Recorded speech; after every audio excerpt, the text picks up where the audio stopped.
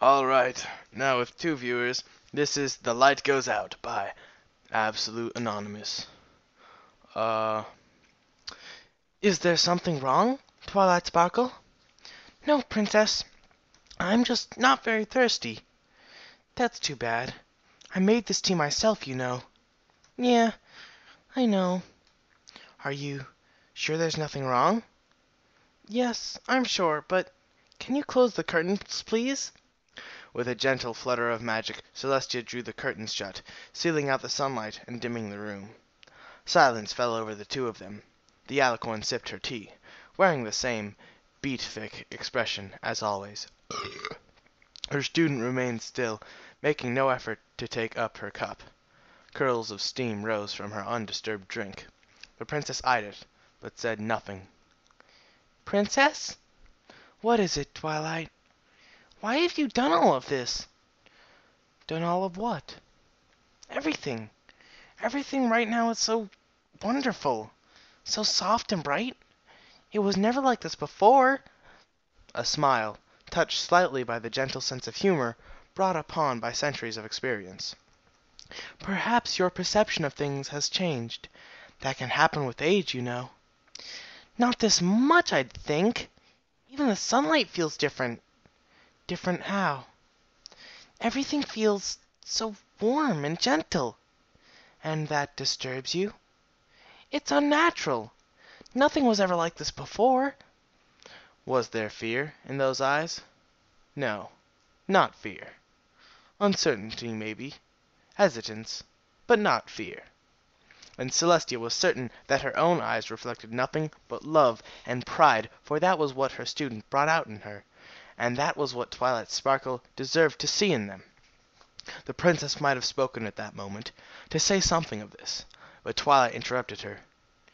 It feels like you're trying to make it easy for me. Easy for you? What do you mean? The tea, the light, the peace? It's like the way parents break bad news to their foals, as gently and easily as they can. I should know. I did the same thing with Spike, when he was little, whenever I had to tell him something upsetting. I made sure to have a gem on me. That's silly. You know how perfectly well that I keep nothing from you anymore. There's nothing going on that you don't already know about. A quiet room, once flooded with light and made entirely of soft, melted butter gold sunshine, was now dim with the coming evening and filled with the scent of early autumn. No music, but the sounds in the distance, the rustling of leaves and wind, the droning of bees, the tweeting of birds. Celestia took another sip of her fragrant tea as her beloved pupil continued. Sometimes I think that knowing is worse than being left in the dark. Well, a Twilight Sparkle who's afraid of a little knowledge. What in Equestria has happened to you? A wry smile, one that had once been habitual to the unicorn, but had become one of her less frequent expressions as the years passed. Now it seemed almost wan, wistful. I grew up, I suppose. You did indeed. And you did so marvelously, if I may so say myself. I couldn't be prouder of you.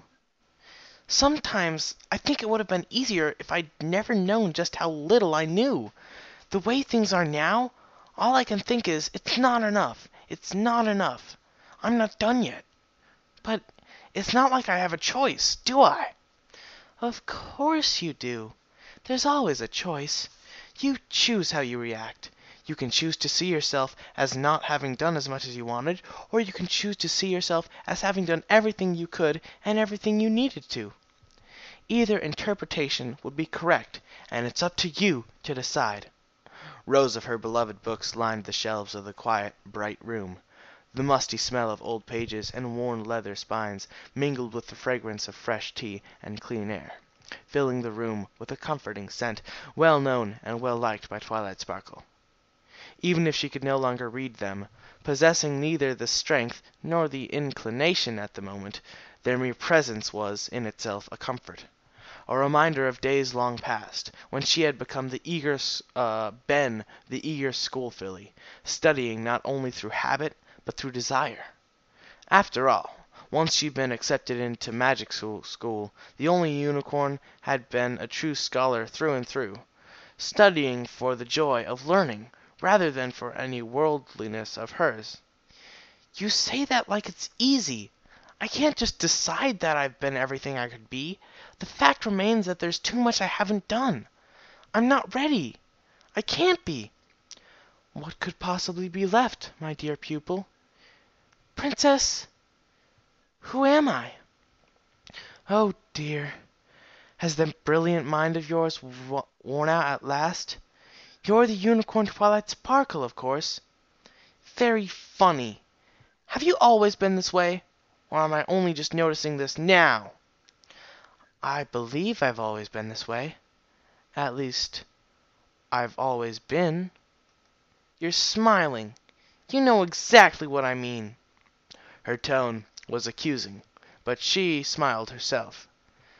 And I answered, You are Twilight Sparkle. Nothing more and nothing less.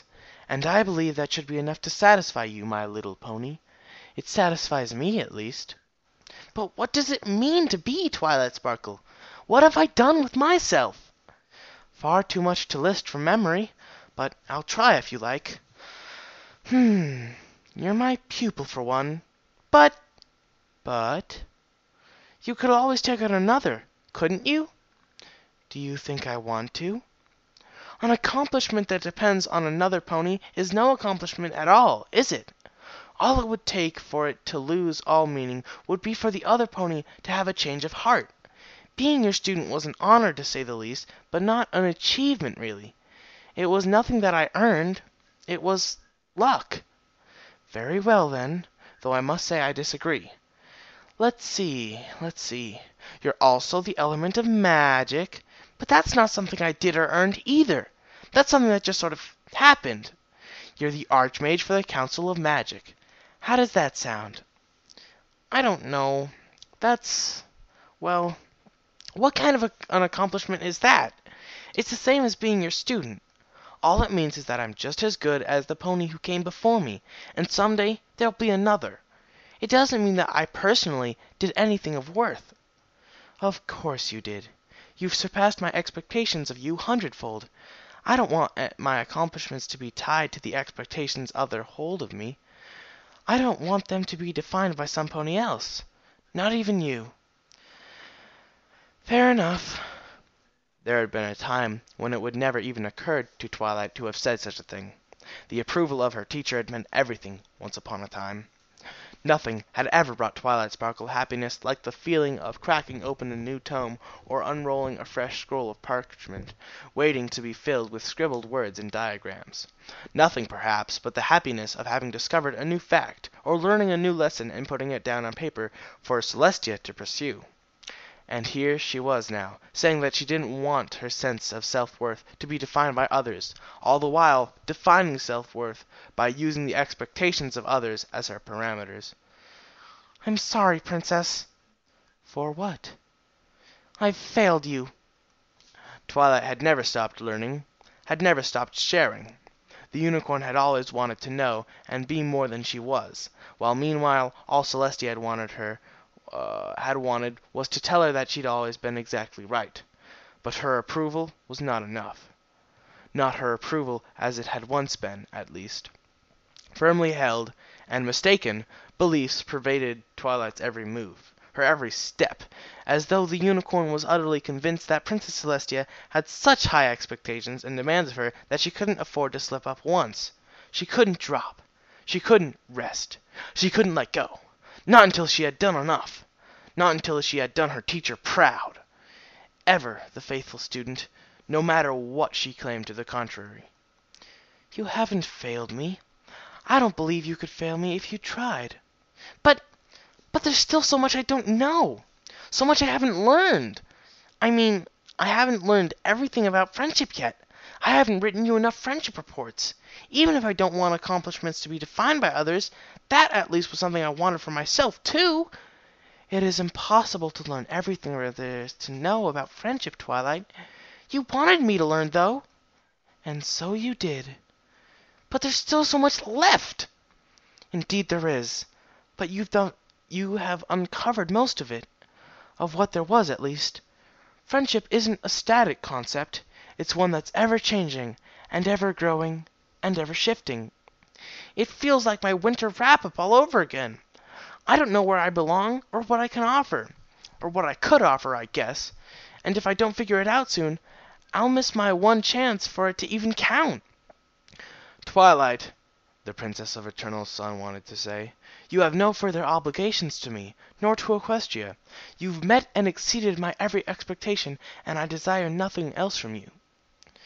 But you understand it now. You know what it is, and you are both willing and able to study it. That is what I wanted from you. Not to become a master of friendship, but to have friends, to discover the happiness of loving and being loved. It's not just that, anyway. It's part of it. But, I haven't said goodbye to every pony yet. Isn't it wonderful that you have so many friends to say goodbye to? And yet I haven't. That's what I mean. I haven't learned or done nearly enough. I couldn't even tell every pony how much they meant to me in the end. I couldn't even do that much. I remember a Twilight Sparkle who once believed that she didn't have time for friendship, and yet here you are. You've made so many, and have met so many dear ones during the years, that you don't even know what to do with it all. They all care for you deeply, and you for them. It's magical in a way, how one's family can grow so much in no time at all. I miss them. As your princess, I'm telling you, you will see them again. But how do you know? Believe me, dear Twilight, I know. I know more than you might think. Can you tell me what will happen? That I cannot do. I guess I should have known better than to think you would. Huh. It's not that I don't want to tell you, or have some sort of oath preventing me from speaking. It's that the concept itself is too far complicated to be expressed and communicated through mere words. But know this. You have no cause for fear. That it's okay to let go. Will they be there? You will be with them again. Yes. I wish that I could have let them know, somehow, how much I loved them all. I hadn't even realized. I didn't know that I could feel that much, but I loved them. I loved them so much. And they loved you. Do you think they knew? They did, and they do. They always will. How do you know? Because I know. Plain and simple. So naturally, they must too. Rainbow Dash and Pinkie Pie and Applejack and Rarity and Fluttershy and Spike and Mother and Father and Shining Armor. All of them. I loved them so much. They know. Trust me. I trust you, Princess. Thank you. Did it get easier with time? Saying goodbye to these fleeting mortal lives, so brief, so insignificant when compared to the sun? No, of course not. But it had never been impossible to begin with, and so Celestia was able to survive the time of fading light. She was the sunrise, the symbol of birth and renewal and growth, and these times of ending were always difficult for her, going against a very part of her nature. But she was also the sunset, so she knew the truth as it was. The sun did not disappear entirely when it set in the evenings. It always rose again come the dawn, always brighter than ever before. A cycle, eternal and unyielding. Does it still feel like not enough, my faithful student? You can't rest until you know that you've finished your duties. A mare like Twilight Sparkle couldn't, at least. Meticulous, precise, and organized to the last, needing permission, needing structure. Even as she claimed, she didn't want her purpose to be dependent on another. Those who loved her knew better. She needed the authority of it. She needed to know that she wasn't disobeying any regulations, and wasn't breaking any rules. That she was all clear to go. I don't know. I don't know. Then know this, at least. No matter what else you did, no matter what else you were loved. Huh? You were loved, Twilight. You were loved by many, and you in turn loved them back. Isn't that enough? To know that you gave others a reason to cherish you? You may not have learned all there was to learn about friendship, but you were a worthy friend, and you knew this because you yourself had worthy friends. It's a cycle, Twilight. You love others, and they love you for that. And so you love yourself, knowing that you are worthy of it. Their love strengthens your love, and your love strengthens theirs. It's a never-ending cycle. There was a time when you were very, very young, when you didn't even know how to love yourself. But that's changed now, hasn't it? You were loved. You were cared for. You were loved because you loved. You were loved because you deserved it, and that is the most any pony can ever claim for themselves. Material goods are temporary. Accomplishments, as you define them, are always dictated by others, and are meaningless once their whims change or they replace you. Good looks fade with age, so all that leaves to define you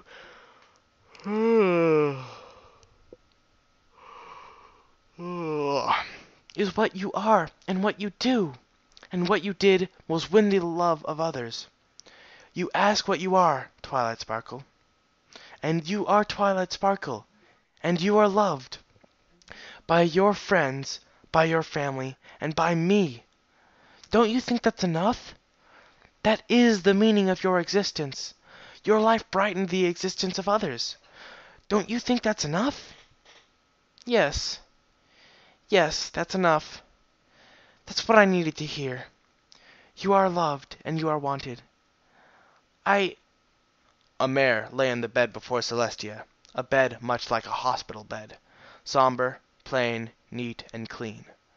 The room had been made as cheerful as possible, but not even that could disguise it for what it was. The mare was a mare who had seen many days and months and years, both her own and others. A mare who had watched foals from her youth grow into mares and stallions of their own right.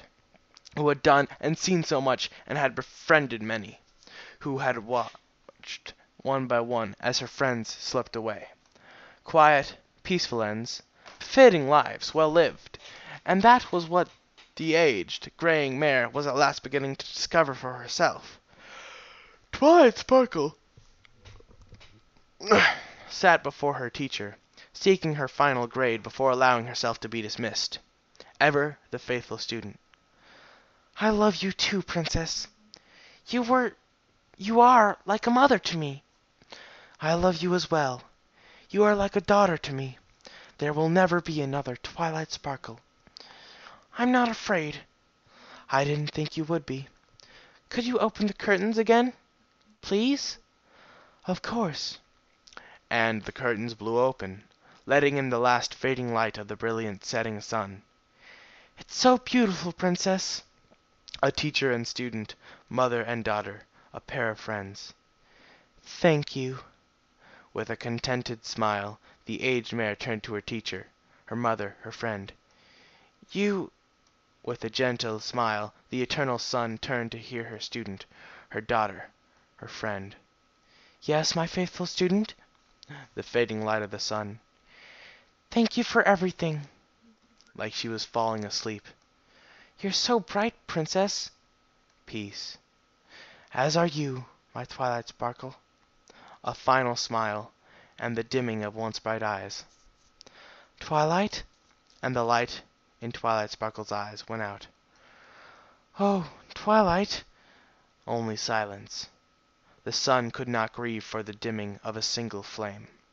But she was not the sun, and Princess Celestia felt, in that single moment, a burst of grief rise from within her, somewhere deep inside. And then, just as completely, she felt relief. The sun did not set forever, and in time, Twilight's brilliant, glimmering spirit would rise again, bigger and brighter than ever before. So, she would not mourn. Whether others understood or not, she and her beloved pupil were now closer than they had ever been before, bound in a way the living couldn't understand. Interesting. For Twilight had been loved, and that love still blazed in Celestia's heart, as endless and eternal as Celestia herself. Sister? Hello, Luna. Has Yes. Oh, Tia. It's all right, Lulu. I'm all right. The light had gone out, and yet it would live on, immortalized within her memories. Sister? I'll be fine. No, sister, look! The sky! Oh! A sky of a deep, brilliant violet stretched out before them, the faintest prickle of stars shining through the darkness. It's twilight. Perhaps I will wait to raise the moon tonight. Thank you, sister. The end.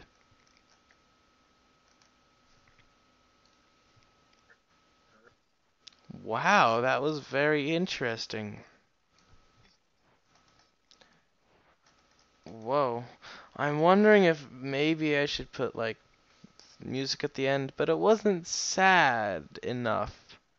'Cause some people, different people feel that like it's happy, and different people feel like it's sad, and we don't want mixed feelings. 'Cause that's not good. 'Cause once I had a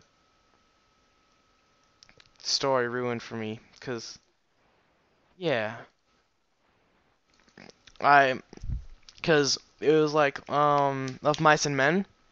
And at the very end, because I was listening to a reading, like the last 30 seconds, they put some weird happy music, and that screwed up the entire story for me. And all I can remember is being really pissed off at the music.